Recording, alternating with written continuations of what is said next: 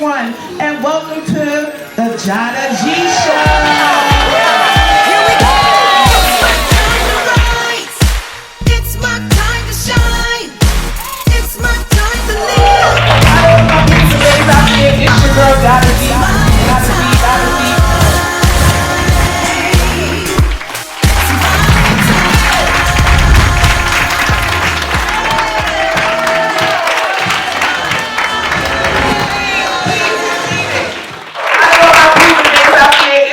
Jada G. Today's topic is one that's very dear to my heart. I'm a lifelong resident of Hempstead, Long Island. Long Island, when you think of it as a paradise, a utopia for Manhattans to come and raise their children. A suburbia, a wealthy place, Hamptons, beaches. But unfortunately, not every community on Long Island is like that. Hempstead, Long Island is a town with hard-working people who are struggling sometimes to make ends meet, but want to go in a mobily upward way. However, there are many problems that plague our town, and one of them happens to be violence in the streets. Today we're going to be talking with some families who have lost loved ones due to the violence in the street. And hopefully we can help heal our town, heal our community, and heal Long Island. So come with me today as we go to our first guest. My first guest today is Shayla Ford, who is a resident of Hempstead.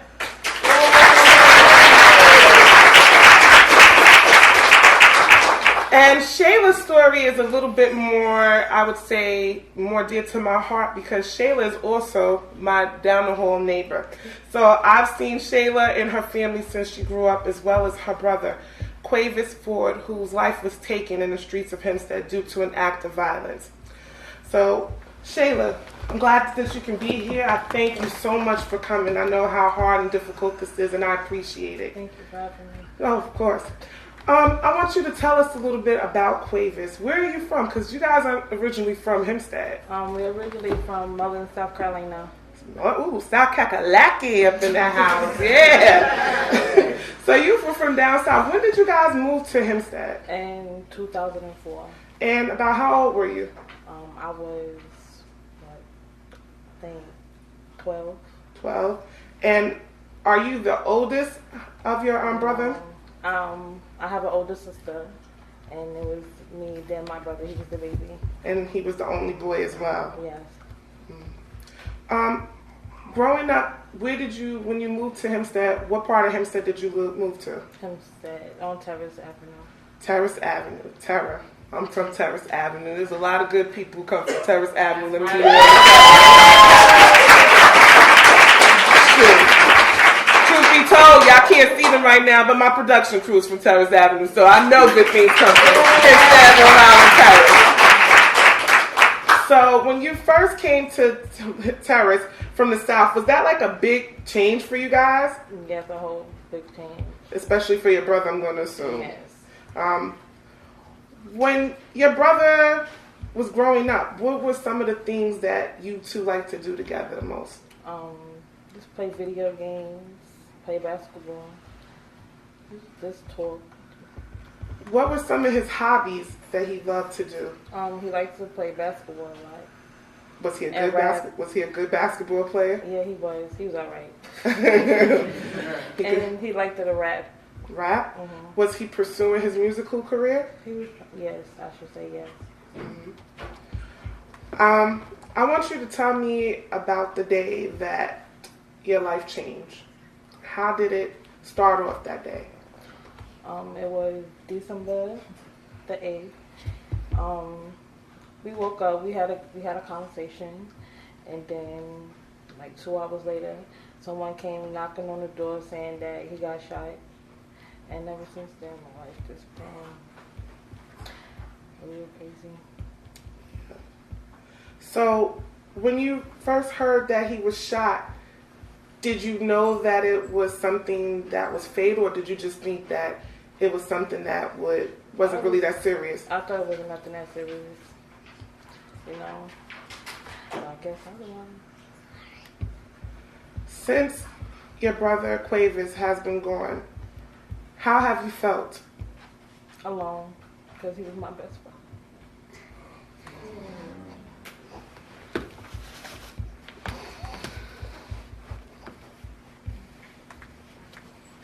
know how that must feel. I can only imagine. I mean, I have a brother, and I couldn't even imagine. He's in North Carolina, and for him being away from me, that hurts. So I know that it hurts not being able to see him. How did it make you feel knowing that someone was just reckless enough to take his life? That person who killed your brother. He has no heart. He had nothing else better to do. Since that time, has your brother's killer been brought to justice? Yes.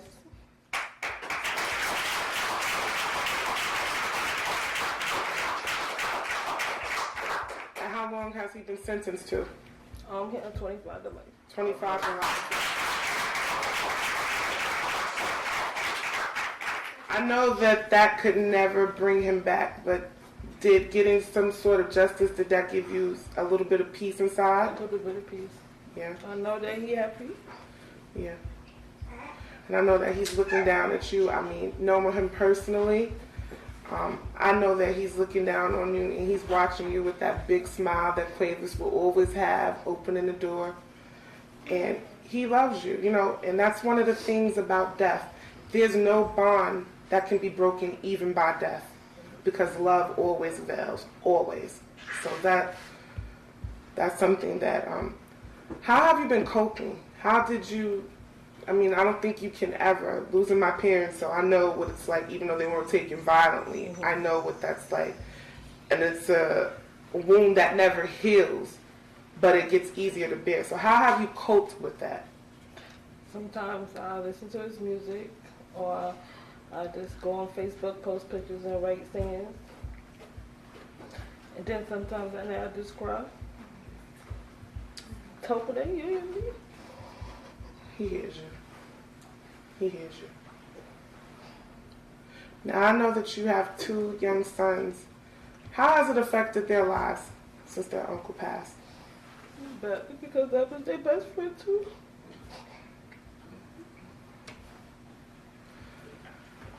What do you feel about the community where we live in Hempstead, especially being that you're not from there as a native? How do you feel about the community as a whole? It's terrible. I think somebody need to do something about the violence. I believe that too.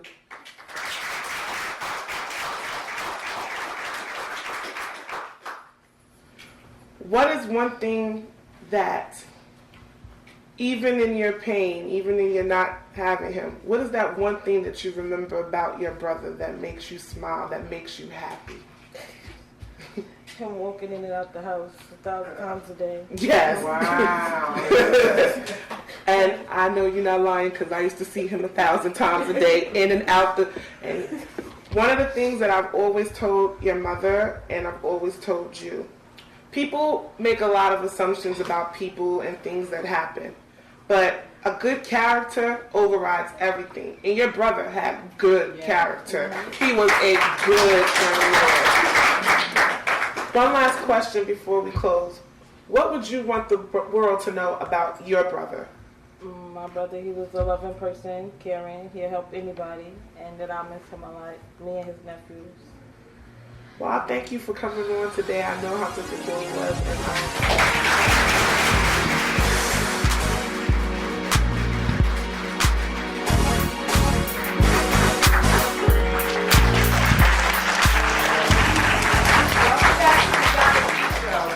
And my second guest has also had a brother who fell victim to the violence of the streets of Hempstead. Please welcome me and join in my guest, Fatima Greer.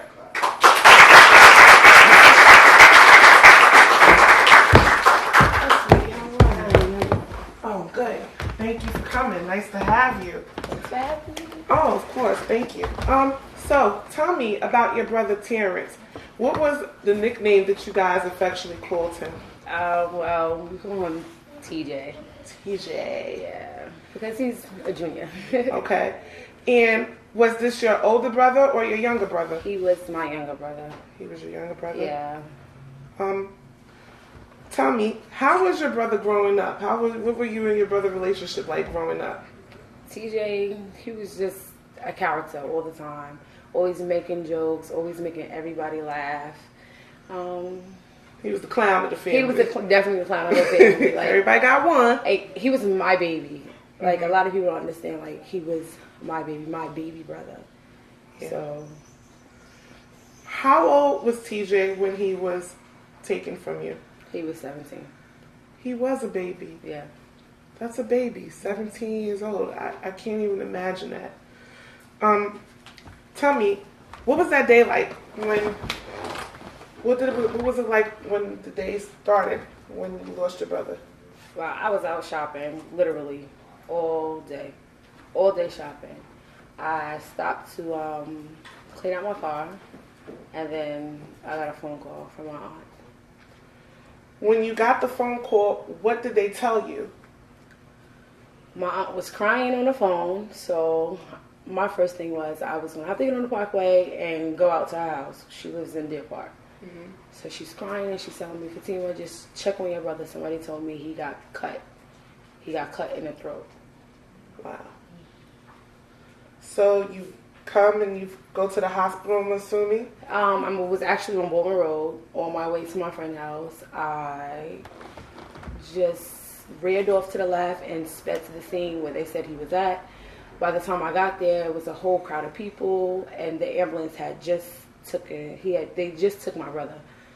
I literally just missed him. When I got out of the car, I was asking everybody what was going on, because I was just thinking, the kids, they were just out fighting or whatever the case was. But when I actually got to the scene, people were running, hysterically crying, like they just took him. My first instinct was to jump in my car and follow the ambulance. Mm-hmm. And so you go to the hospital, you're imagine praying that everything is going to be okay, and you get to the hospital, and what happens? We were at the hospital, and we're just sitting in the waiting room, and the lady kept telling my mom, like, she couldn't go back there. My mom wanted to go back there because my mom actually saw my brother laying on the ground. Mm-mm-mm. I literally just missed it. Something that a parent should never have to see with their child. So the whole time I'm in the waiting room, I'm comforting my mom, telling her it's going to be okay. Like, we're praying, hoping everything's going to be okay. And my mom just told me flat out, you guys keep saying that he's going to be okay, but y'all didn't see him. I saw my son. So your mom knew? Yeah. She said she knew from when he was laying there and his eyes began to roll in the back of his head. You're a mother, and I'm a mother too. It's that in the inside of you. You know about your baby. Yeah. Since your brother has passed away, how do you feel? Sometimes I'm okay. Sometimes I feel lost. Like, every day is a challenge because I don't have him. I'm so used to picking up the phone, calling him, and being the annoying big sister, and seeing him with his friends and asking him what he's doing. Every day is a challenge for me. I would imagine so. What do you miss the most about TJ? Bothering him. I miss, like, everything. When he used to call me at 11 o'clock and say, Fatima, I'm coming to your house, leave the door unlocked, and I always used to give him a big old wrath about, I'm not leaving my door unlocked, just knock on the door. And then when he finally gets to my house, I have an attitude because I have to get out the bed and open the door for him. What is the one thing that you left unsaid to your brother that you wish you could have said? I just wish I would have told him I loved him, because earlier that day we was talking and we were talking via text message, and I was bothering him, of course. And I'm like, well, what are you doing at work on Friday? I thought you didn't work Fridays. He was like, yeah, but I didn't come in Monday. And I was like, all right, I'll see you later. I just felt like at that moment I should have told him I loved him. And I think that's a lesson that most of us can attest to. The things that we leave unsaid, and tomorrow is never promised. So if that's the one thing I hope and pray that anyone would get from your story, and Shayla's as well, is that don't leave off without telling someone you love them. I love you. because you never know if you get that chance again. So,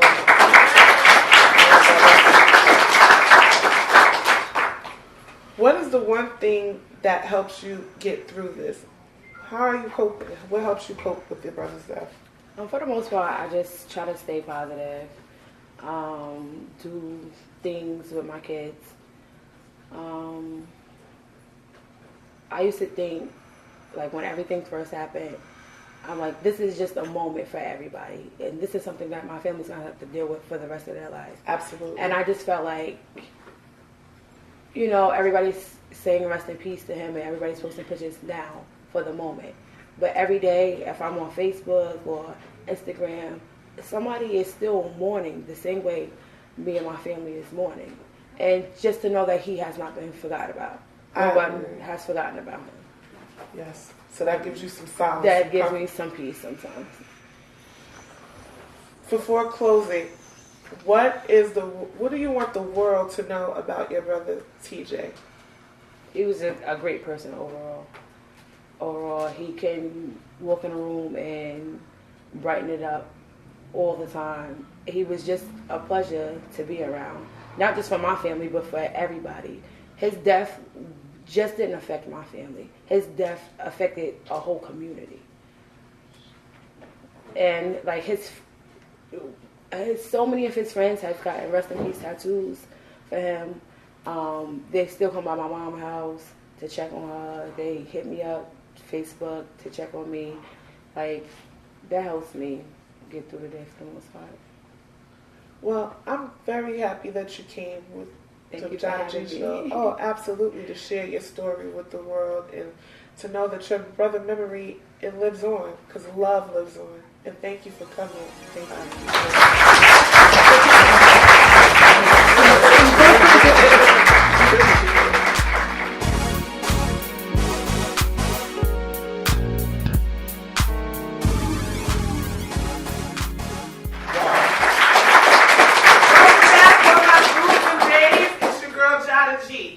In order to heal Hempstead, we have to have a solution. Luckily, we have those people who are willing to put in the groundwork to help us come up with a solution to heal the problems that are happening in Hempstead. Please help me in welcoming the captain of the fire department in Hempstead, Jeffrey Spencer, community activist and advocate for the families of Long Island, Valerie McFadden, and last but not least, esteemed pastor of the New Vision Temple Church located in Hempstead, Pastor Jamal Jenkins. I'm so happy that you guys could be with us because we are in need of your help in our community. So I want to start first with you, Mr. Spencer, captain of the fire department, and also a lifelong resident of Hempstead. Yes. Being that you've been in Hempstead for so long, what are some of the changes that you have seen that have occurred in the streets of Hempstead?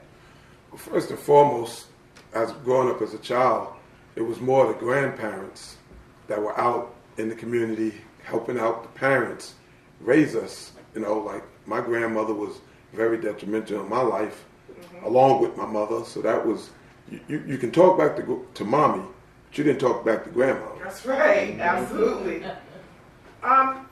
Also, I would like to know from your point of view, do you think that there's a lack of respect between the generation of now and the generation of yesterday?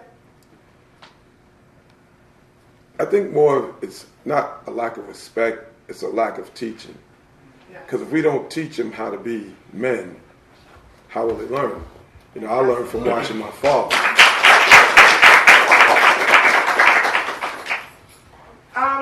So where do you think the breakdown occurred? You said one of the key points you just mentioned is you watched your father. However, a lot of people and a lot of young men in this community, they don't have their dads. So where can they go to get that guidance, that need, that example? You can go to, you know, so many different factors in the village that we have. I don't have to be your biological father to care about you.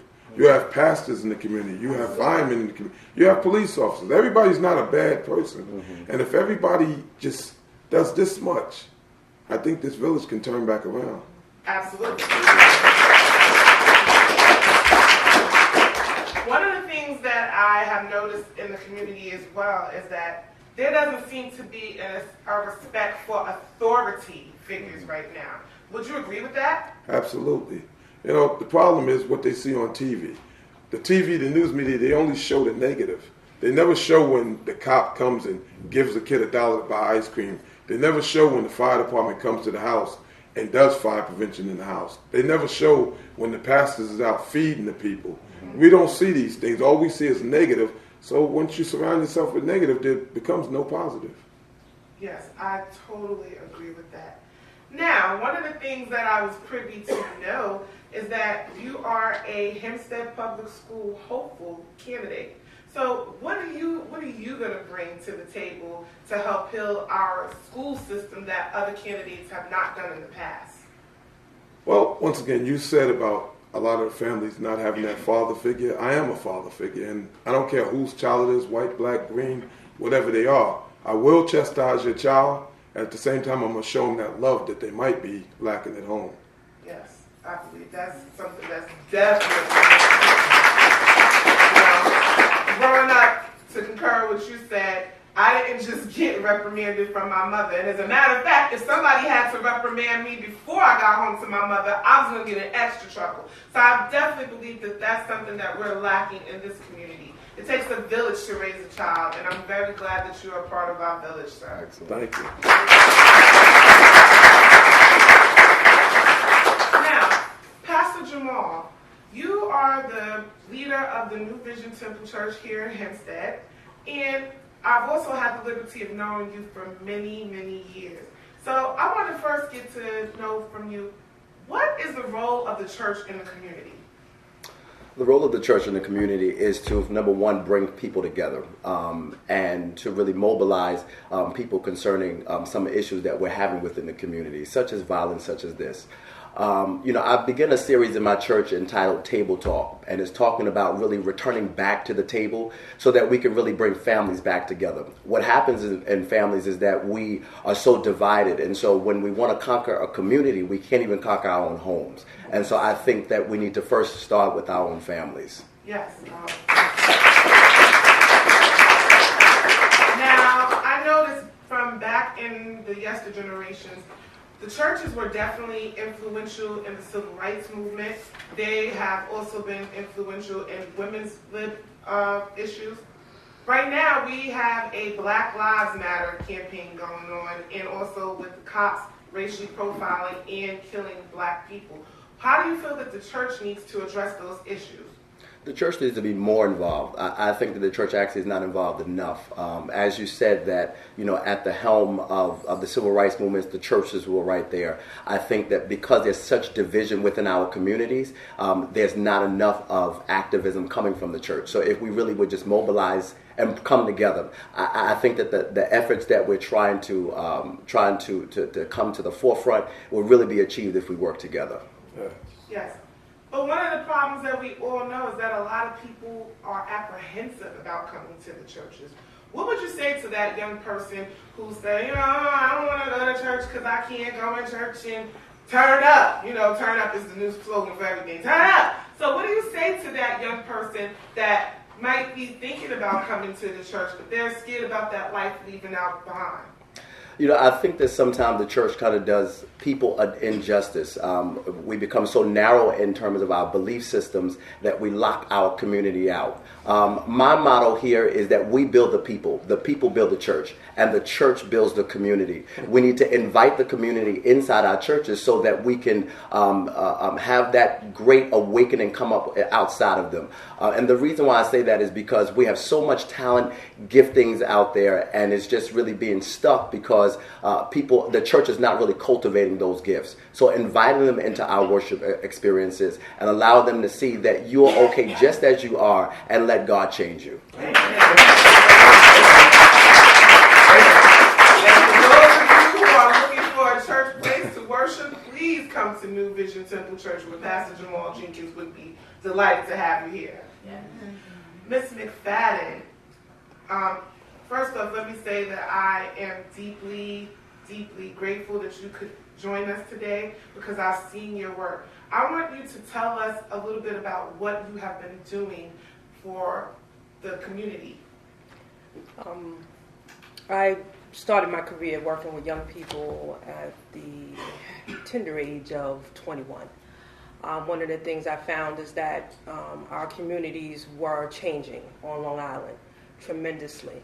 In 2000, I started keeping track of the loss of life because I was going to many more funerals of young people who were under the age of 18. A murder that impacted me tremendously in Roosevelt was that of Jonathan Harris. He was gunned down in the community of Roosevelt, and I planned not to go to work that day. And my husband started putting out my clothes, saying, "You're going to have to get up and go to work," because he gets up earlier than I do. And I said, "I told you I wasn't going to work today. I was taking off." And he said, "No, you're going to work." And he said, "Look at the news." And when the news came on, it said, "Young man gunned down in Roosevelt." So I immediately, because that was my service area, I got up immediately, got dressed, and by the time I got to Roosevelt Junior Senior High School, it was the worst scene. I still did not know who had been murdered. I just kept hearing Hova. I didn't know him at that name. I didn't call him at that name. I called all the children by their name. And the children were crying all over the place, and we were trying to get the children to calm down, black versus Hispanic, and really get to the meat of what was going on. And then we left the school because many of the children started leaving Roosevelt Junior Senior High School, that's what it was called at the time, and they were going to the scene. And I went to the scene, and as I got out of my car and started forging towards the scene, someone just draped over me and grabbed me and said, "They killed our baby." And I couldn't see who it is, but I'm holding her, saying it's going to be okay. And the mother lifted her head, and other than the strength of being trained and having to hold the children up, knowing that Jonathan Harris had been shot 5 times for no reason at all, and that we had been dealing with a gang violence outbreak, and that in our communities of Long Island, people were closing their heads saying that we are not LA, we are not California, when the fact was we are. Those things, trends and habits and problems travel across our country, across our world. Yes. And absolutely. Long Island stayed very close-minded to it, as it does still today. The display that I keep a record of loss of life on Long Island. I attend many funerals, even those that I don't know. I go out and support the families. I go to murder scenes, I go to drive-by scenes, I go to the hospital when someone's hurt, because it's impacted my own home. My husband is here with me tonight, and he raised a young man for 10 years. His children's brother was murdered in the community of Uniondale. The murder remains unsolved. There was an arrest, and that gentleman was found not to have been the shooter, and then was gunned down in the community of Hempstead himself. Wow. So when you look at all the names, my mission, and I do this, no funding, I don't ask for anything, but to support the families. When you interviewed the family of Terrence Greer, I was at the funeral of another of our former students from Uniondale who had been killed on a motorcycle on the Southern State Parkway, and I got a call from Don Ryan that a young man had indeed been murdered in Hempstead. I left that funeral and immediately went over and engaged the Greer family to assist.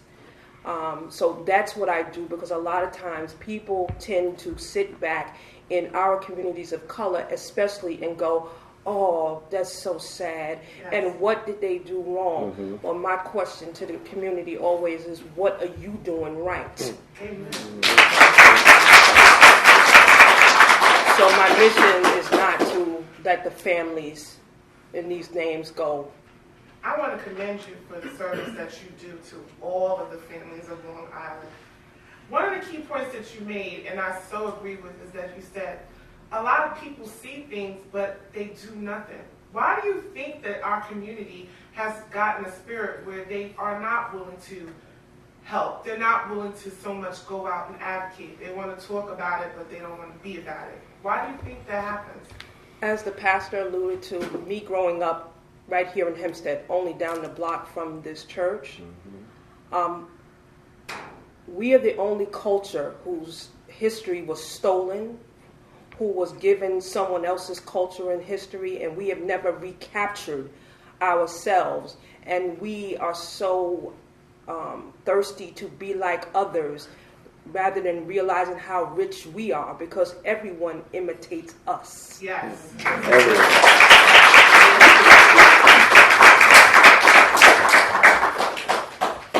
Let me also ask you, do you think that this community is ready for change? Because change is inevitable and it's gonna come. So do you think that the community is ready for change?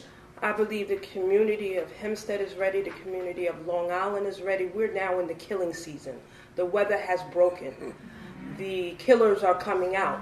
We live amongst now 75, as you look at the backdrop of this board behind me, there are 75 unsolved murders on Long Island that I have. So we indeed could be standing next to, walking next to someone who has already killed and can kill again. So I think we are ready. I wear a shirt with my first grandchild. I want my grandchild to be able to live in this world without fearing a bullet taking her out just by her smile, or just by the way she walks, or just because she had a cell phone, or just because you did this. I didn't live like that. And I grew up in Hempstead. We didn't go to the funerals in the years that I went to school in Hempstead, and I graduated from Hempstead High School in 1981. Never went to a funeral of a student, a peer, that was gunned down or knifed to death.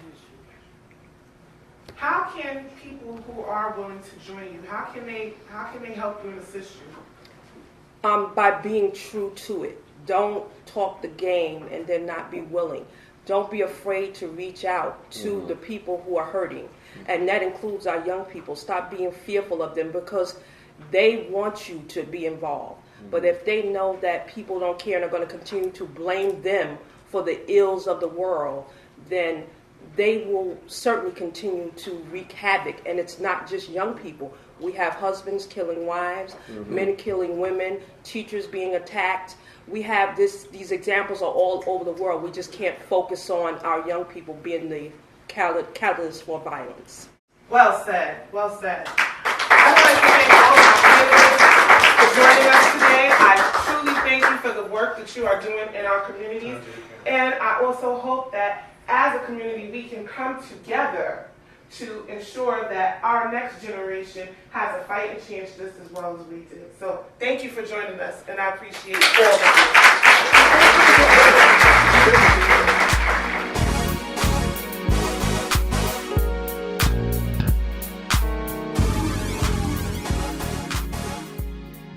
Welcome back, all my booze and babes. So now I have some questions from my fabulous audience. Please tell me your name. Hi, I'm Sadia Johnson. Hi, Sadia. And who do you have a question for? I have a question for Mr. Spencer. How do you feel that as a chief of the fire department and the police department can come together as a unit to help the community? Well, some of the things that we have in place that the community is not aware of because of poor publicity is we have a junior firefighter program. So that can take kids from 8 to 15 into the department. It teaches them work ethics. We teach them, the little boys, how to be men, how to respect the women. We even have programs for the women to come in. We have nursing programs. And what the community also don't know is when you graduate high school at the age of 18, we take you in as a fireman.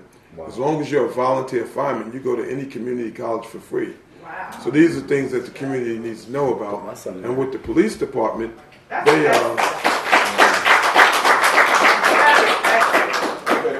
as far as the police department goes, they need to come more into the community and get out the cars and interact with the people. They should know people on their posts by name.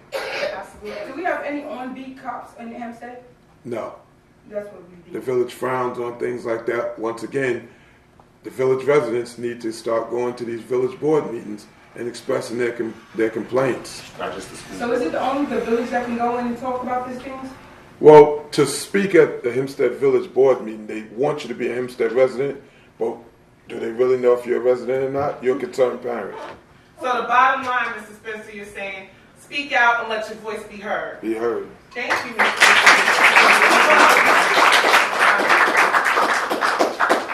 I front? Yes. Hi. Come on down. Ooh, look at you looking all nice. Holla. Can you tell me your name? It's Shanique Johnson. Amy Johnson. Yes.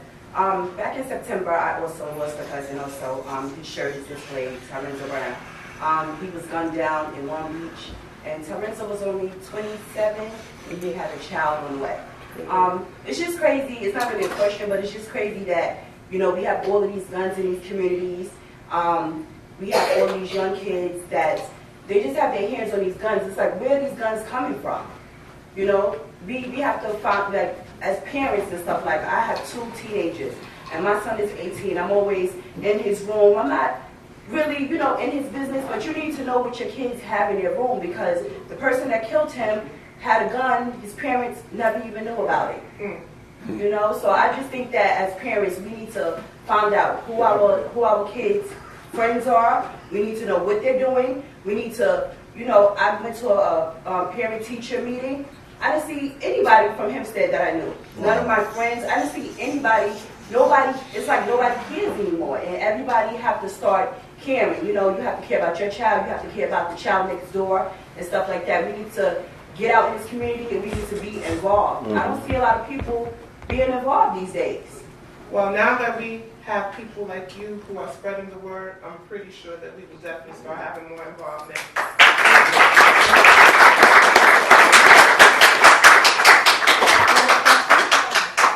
Can you please stand up? What's your name? My name is Raina. Hi, Raina. Hi, my question is to Pastor Jenkins. I'd like to know, what do you think, it's safe to say that our young people are not in the church and they're not coming to the church.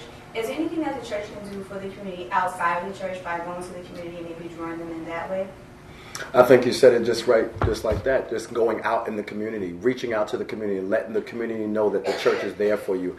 Such as instances as Miss McFadden goes out to hospitals and visit victims and go on and just be proactive with that. We need to touch lives.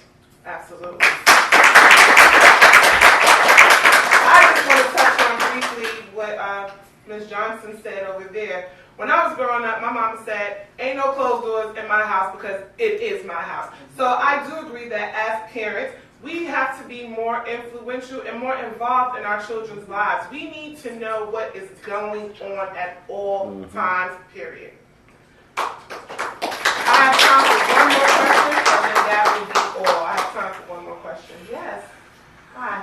Can you please stand up and tell me, what's your name? My name is June Moore. Hi. And I'm very interested in possibly you coming to our school, maybe for career day, and maybe talking about telling the children about the education that they could receive by being a volunteer fireman. That would be so helpful. I've tried doing that myself, telling them about BOCES and how they could get 2 years of college for free. But I think a gentleman of your stature, if you came in and maybe talked to some of the young men, I think it would go, you know, far beyond what I've been able to do. My door's always open. Great. My phone's always on. Anytime you need me, I'm there. If you could give us a flyer or business card at the end of the session, I'd appreciate it. And Ms. McFadden, I just want to say, is there any way we could get you to come in for? We're also having a day for the publicity, and maybe you could come in and talk to some of our young people about all of this, and maybe we could help you present this at our school and discuss it. That would be so helpful. Absolutely, no Thank problem. you so much.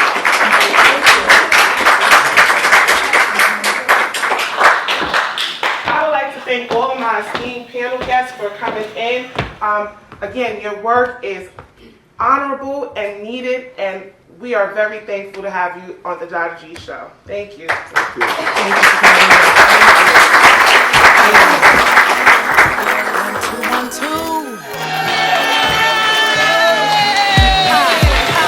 Here we go. It's my time to rise. It's my time to shine.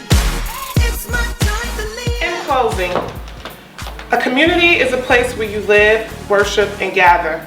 But it's more than that. It's family ties. It's tradition. It's a way of life. And the only way to preserve that way of life is to make sure that generations that follow after flourish and thrive. In order for that to happen, you have to get involved. You have to come out. It's the only way that the healing will begin. I am so glad that all of you can come with me on this journey. I love you. Thank you for watching. Tune into your girl, Jada G. Mwah.